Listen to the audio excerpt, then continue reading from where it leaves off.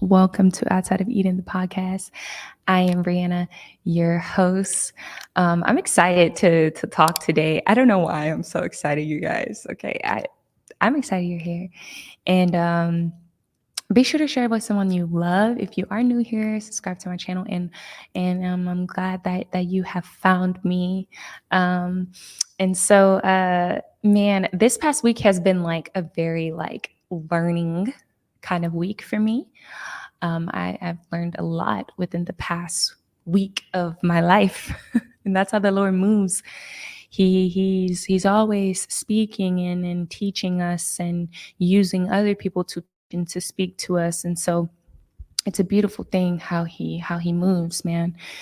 And and that just brings me to the fact that as well, I just want to really highlight the importance of your role on earth, and the importance that we all play on earth, and our roles are not singular, and we are of value to the Lord, regardless if we think we have value on this earth. There's a scripture that tells us that the Lord will leave the 99 for the one. And so he values every single person on this earth, and no person is more important than another, regardless of their status, regardless of how much money they have, regardless of how much social presence they have here on earth, if they're an influencer or not, if they're a pastor or not, if they're a singer or rapper or not. In God's eyes, everyone is of value. And man, it really will really change what you think about yourself, and in the how you see yourself in walking in purpose on earth. Because I don't believe that purpose is singular at all. I don't believe that the Lord sent us on earth for one single thing, to do one single thing, and to complete that specific task. The Lord is using us constantly, whether we believe it or not. He calls us to specific people, to specific churches, to specific jobs, to specific opportunities, to specific cities, and specific assignments. And we'll be on this earth, and he'll may call you to several assignments, not just one. And that's what's so amazing about purpose, because I think a lot of people think that purpose is one specific thing, and that once you find it, you'll find this sense of gratification, and you'll be able to live in that purpose for the rest of your life. But when God blesses you with a child, that is one purpose that you play. You play a role of having purpose in being a mother. You play a role of having purpose in being a daughter, and being a father, and being a boss, and being an entrepreneur, and being a pastor, or whatever it is that you do, and being a teacher. The Lord will call you to all of these different things, and He has specifically called you to that because He knew you in the womb. And so from the womb, He knew your anointing before you knew it.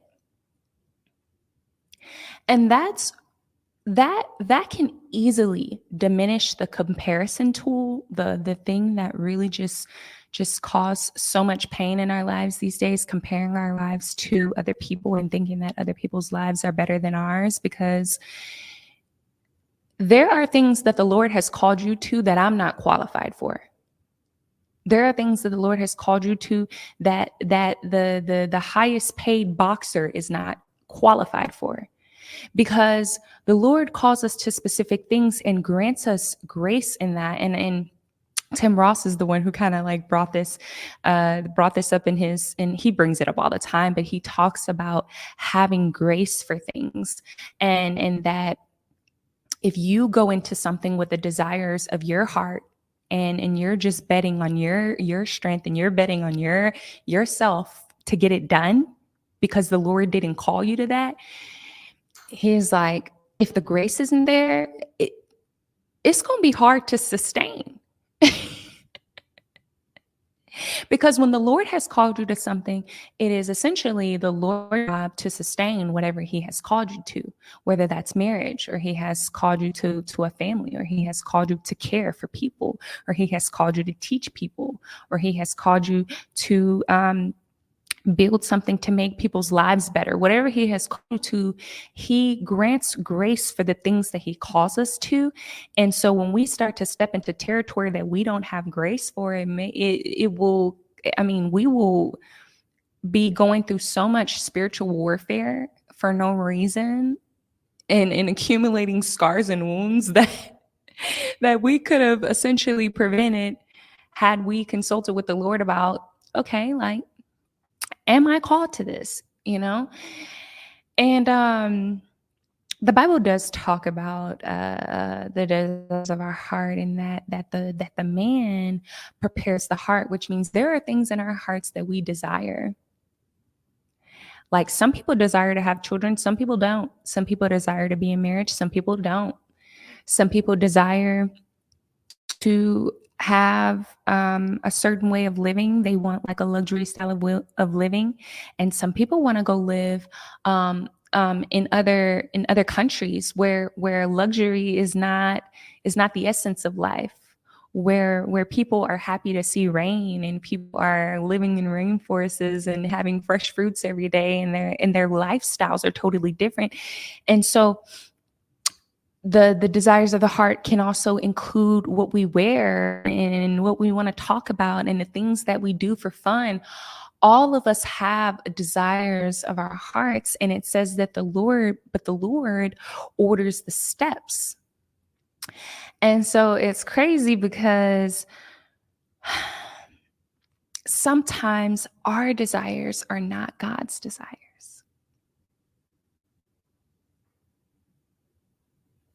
And he had to really put me in my place this past week, because there was a desire of my heart. I spoke to you guys on, I don't know if I mentioned it on my previous episode or the episode before that, but I was telling you guys how I had tried out for the worship team. And by the way, I did not get into the worship team. And I did email them back to ask, because you can ask them what exactly is maybe the reason why they didn't choose you, or maybe just like some feedback to let you know how you can do better on your next audition. And so I'm just waiting on the response on that. So I honestly don't know why I didn't make the worship team. I didn't think I did horribly, but also didn't think I did my best. I think my audition was mediocre. And that's my truth. But I was very defeated about the fact that I didn't make the worship team for a week straight. And I was oversleeping, and I was overeating, and I wasn't happy, and I was just trying to just get through the day. And I'm like sleeping so that I can get to the night, because I know that in the morning it's a refresh, it's a restart, a reset. But essentially I was setting myself up for failure, just sitting in that defeat. But the Lord not allowing me to be a part of the worship team was a very humbling incident in my life, because he allowed this desire of my heart to show up. He allowed a space for me to go after it, and he allowed a space for me to be rejected in that desire.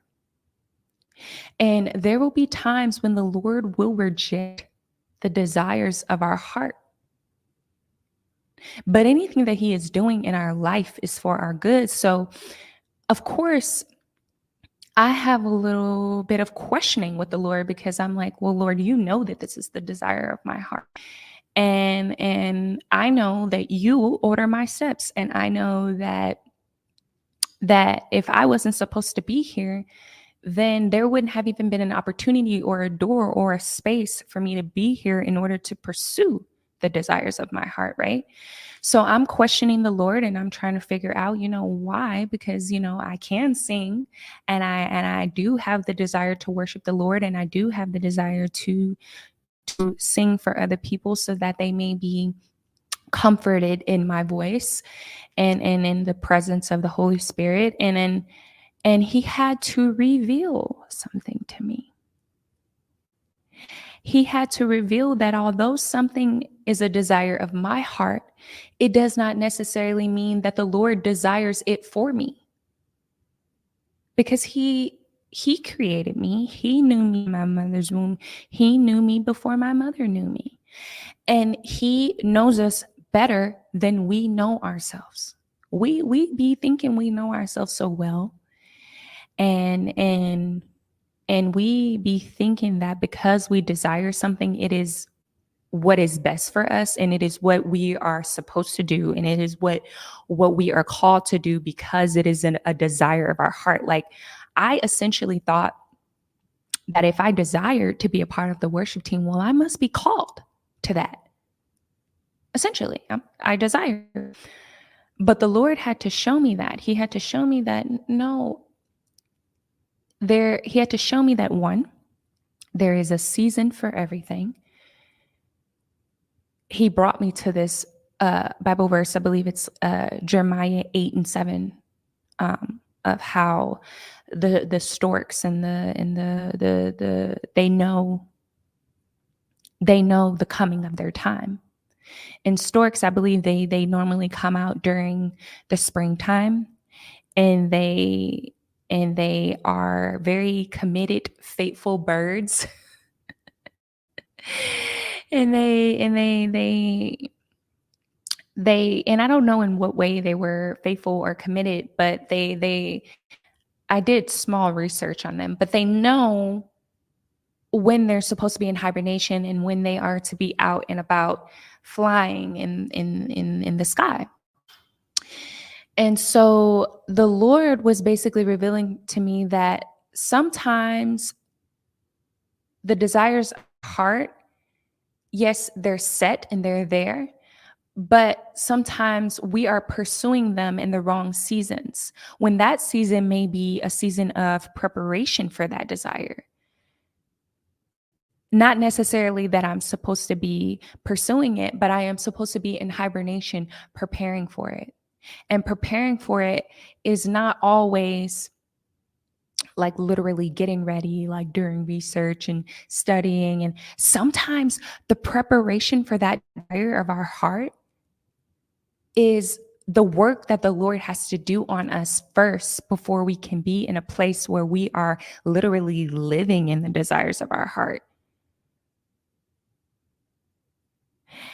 And what I mean by this is that the Lord had to show me that I was very prideful.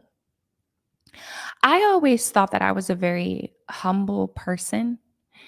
And I don't go around saying that, because my pastor likes to say, if you have to say you're humble, you're not humble. Like, if you and I don't go around telling people, oh, I'm humble, but I always thought that that's who I was. I always thought I was humble.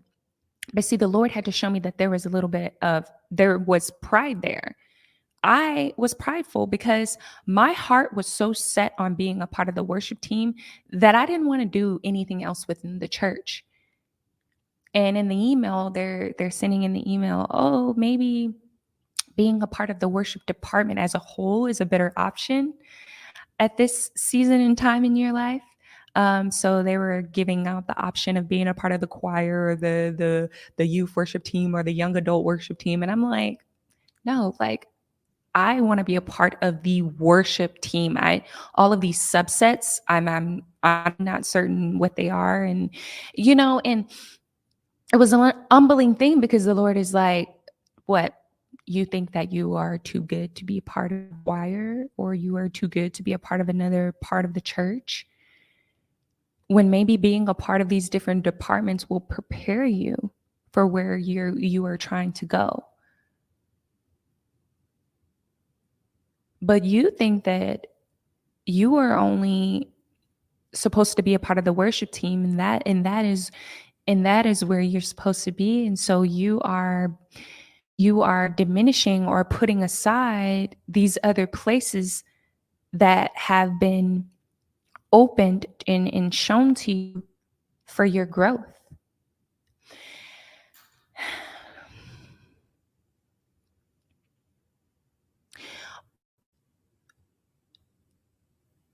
And not that I went into this audition thinking automatically that I was going to get it, but I was very confident, and I was very, very, just like sure that if only I had the opportunity to do so, I would do it, and I would attain it. And no, and the Lord has healed my defeat that I experienced within that week of just being sad and about it and defeated and about it and my ego being suppressed. And he had to show me that in a lot of areas of my life, there was pride. And so, honestly, you guys, I never fully understood pride and humility until the Lord had to show me. And he had to show me that pride is not just thinking that you're better than other people. It's not just that, because I'm not one of those people that go around thinking I'm better than other people, because listen, I'm a work in progress as well. So I don't ever go around thinking that I'm better than others. And I always thought that that's what pride was. But no, he had to show me pride was when you decide someone has hurt you, or there's something that you did, and although you know you were wrong, you didn't apologize. And pride is also when someone has hurt you and you've decided to completely eliminate communication with that person instead of having communication with that person and trying to work things out. Because I am the type of person that once you cross me, it's kind of like, all right, like at this point, you are non existent to me. And it has caused me to be alone in a lot of phases in my life. And so the Lord to show me that this is the reason why certain relationships turned out the way they did, because you are prideful. And any time that we are so prideful and selfish thinking in a way, when we say we're in a relationship and all we can think about is the pain that the other person has caused us, or how you feel about whatever it is that you guys are disagreeing about, that you are completely blind to how the other person feel, and selfish in the nature of, this is how I feel, and I'm set on that. How you feel at this point, I'm waiting on an apology. At this point, your feelings are not of importance to me, because I'm hurting. So therefore, I need you to acknowledge how I feel. He had to show me that that was pride. Although that person caused pain to me, what if I am just completely unaware that I had always also caused pain to that person as well, but I can't see it because I'm so absorbed in how I feel. He just started just bringing all of these things to light, and how pride is not just thinking you're better than others. Pride is when it makes it hard for you to self-sacrifice. It makes it hard for you to put yourself second. And even I even seen this someone talking about the people pleasing thing, where it was saying how even people pleasing is prideful. And because in our heads we're thinking, oh, if what I am doing is satisfying this other person, or is bringing joy to this other person, or is causing pleasure, pleasing to the other person, I'm doing things to please them, whether it's with my words or with my actions, or I'm doing something, or I'm showing up in a place that they ask me to be to please them. Essentially, it was saying that that is not just for that other person, it's for you as well. Because for you, it is satisfying you knowing that this person approves of whatever you're saying, or approves of whatever it is that you are doing for them. And so once you have received that approval, you have now been been quenched in that sense of needing satisfaction from that person, from human approval. So it was basically trying to say that people pleasing is a way to seek human approval, and that human approval is prideful, because we shouldn't be seeking human approval. Our approval should be from God and God only. And that blew my mind, because I was like, oh, I never thought about it that way. It was wild, because a lot of the things that I thought was pride, and a lot of the things that I didn't think was pride, the Lord had to start opening my eyes to. I want to tell you guys about an experience that I had whenever I was really deep into spirituality. I was walking down the streets of Deep Ellum. If you live in Dallas or are from Dallas, you're familiar with the Deep Ellum area. I was walking down the streets of Deep Ellum, and I'm walking to this coffee shop. I'm going because I like to edit my YouTube videos in coffee shops when I can afford coffee. So I'm walking to a coffee shop, and this guy, he's literally standing in the middle of the road, and he's tatted from his head to his toe. When I tell you guys, his face is covered in tattoos, his neck is covered in tattoos, his hands, his arms, everything that is revealed to me is covered in tattoos. And he's standing in the middle of the street, still not moving, staring at me as if he had been waiting there for me to come down that street. And I'm looking at him like, boo, like, what are you looking at? And he snaps out of it. He's like, oh, I am so sorry. You are just so beautiful. And I'm like, okay, thank you. And he's like, where are you going? Can I walk you wherever you're going? And I'm just looking at him like, oh, sure. And he's like, what's your name? And I'm like, Brianna. And he's like, I'm the Joker. I know who you are. You're a witch. And you're a very powerful one. I'm looking at him. You guys, I've never met this guy in my life. I don't know him. This is my first time meeting this man. And if it matters, if you want to know what I was wearing, because if you want to come to the conclusion that maybe he thought I was a witch based on how I presented myself, I was wearing this velvet black dress. It had slits in it, so when I walked, my legs would poke out. And I was wearing Crocs, the platform Crocs, glitter Crocs, and I had my hair in a bun, and I remember I had on a crystal necklace. I don't know, maybe the crystal necklace gave it away. I have no idea. But I'm walking to, and I'm going, and he's like, you're a witch and you're a very powerful one. And I'm looking at him, and I'm like, at this point, we have finally gotten to the coffee shop, because I was pretty close to it when I had noticed him staring and being completely still in the middle of the road, like where the cars are supposed to be, like not on the sidewalk where you're walking. Like he's in the middle of the road where the cars are supposed to be driving, still standing there. Like it was the most absurd thing I ever seen in my life. And so as I'm walking up to the door of the coffee shop, he opens the door. He's like, please let me get the door for you. He opens the door. And as I'm walking through the door, he starts bowing. He gets on his knees and he starts bowing.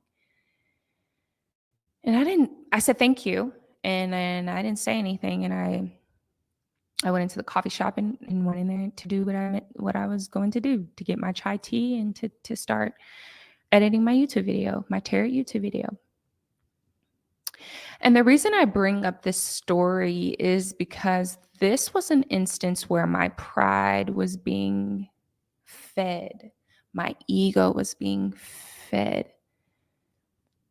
And it was almost like the devil was using him to feed that ego or that prideful side of me, because essentially what was happening was that this man was essentially worshiping me. He was actually feeding the side of me that wanted to feel like I was seen, or that I was of importance or of a value or of a significance, or that I was someone, you know what I mean? And it was like I had never experienced any type of behavior of being worshiped in my life. And it was like, I guess it's similar to what, what famous people, experience of people crying and running after them and screaming and all that. And, but essentially, it was worship. And, the Lord had to bring that memory back to my attention, because I didn't see also when I was living the life that I was living, that I was becoming more and more and more prideful. I remember going to the bathroom at this bar, and I guess I must have been taking a long time for this girl. I don't know. And she's knocking on the door. She's like, "Hurry up. Like, I got to use the restroom." And I'm like, "Girl, I'm in here. You can wait." That's literally what I said. And I continued to use the bathroom. And when I finally come out, she's like talking her mess. And I don't say much to her, but I kept walking. And you know what my instant thought was? My instant thought was, girl, I can literally read you right now if I pull these tarot cards out.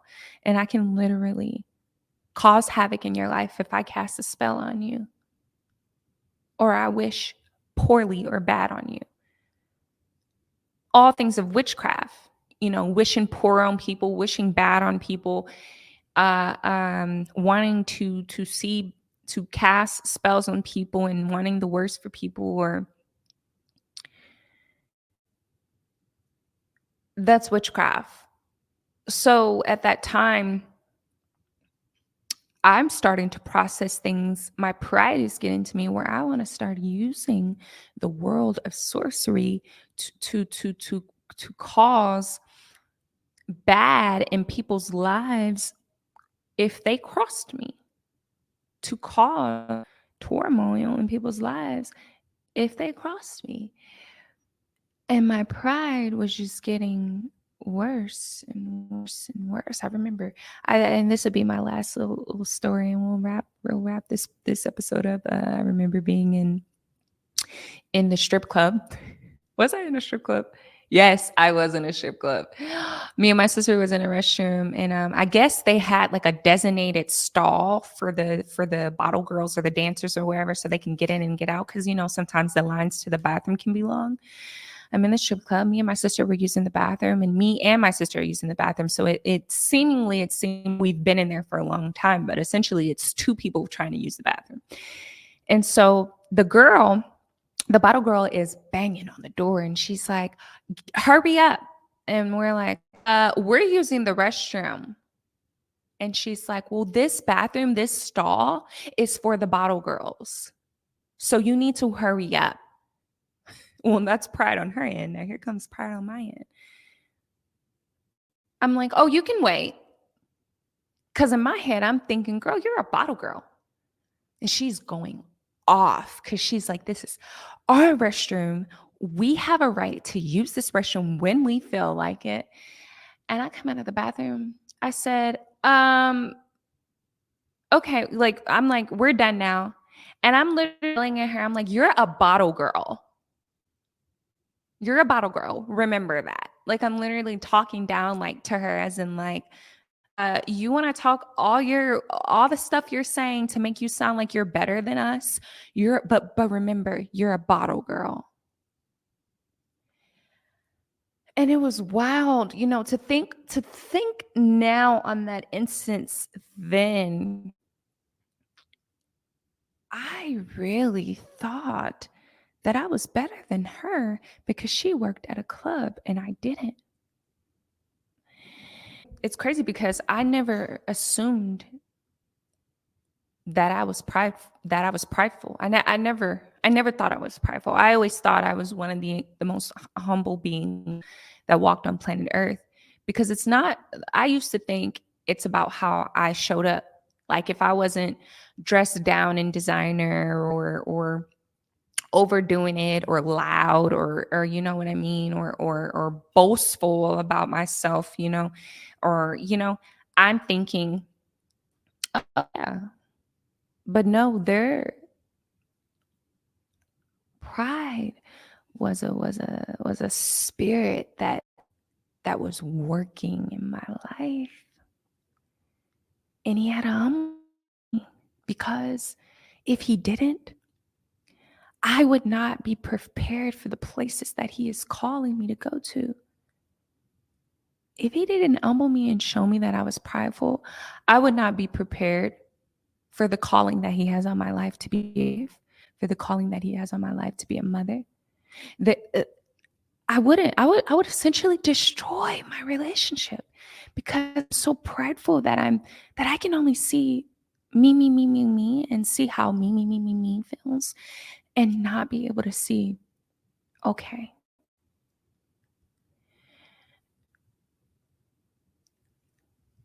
I say this to say that there are blessings in the closed doors the Lord has closed. I thank the Lord for the closed doors. I thank the Lord for the open doors. And I thank the Lord for the revelations and the things that He has postponed our calling, because He'll postpone calling if you're not ready. Thank you, Lord, for closing doors that need to be closed. And we will thank Him in advance for the doors that He will open in the future, the doors that He is preparing us for. He is preparing us for certain callings, and there are desires of our hearts put there for a reason, but it does not necessarily mean that we are ready for them, or that the season has come for us to start to uh, uh, be active in that harvest. So even the preparations that the Lord is doing in our hearts and our lives and our attitudes and our lifestyles and our habits and everything, those are all seeds being put in the ground, so that soon we will harvest the seeds that the Lord has put in the ground, of preparing us for what He is calling us for. It's wild to think about. But yes, there are going to be things that we are called to, and it's a beautiful thing. I hope you enjoyed this episode, man. I was really excited to have this conversation, because I wanted to record it last week, and I just felt like it wasn't ready yet. The Lord wasn't ready for me to speak just yet, because there was more that He wanted to reveal to me before I spoke on this. Uh, I'm happy that he had me waiting for Him to reveal it to me, because day after day He's revealing new things to us, and in due time things will come to us. In due time we'll have understanding. In due time. So I appreciate you for tuning into this episode. I love you, and I will see you on the next episode of Outside Eden.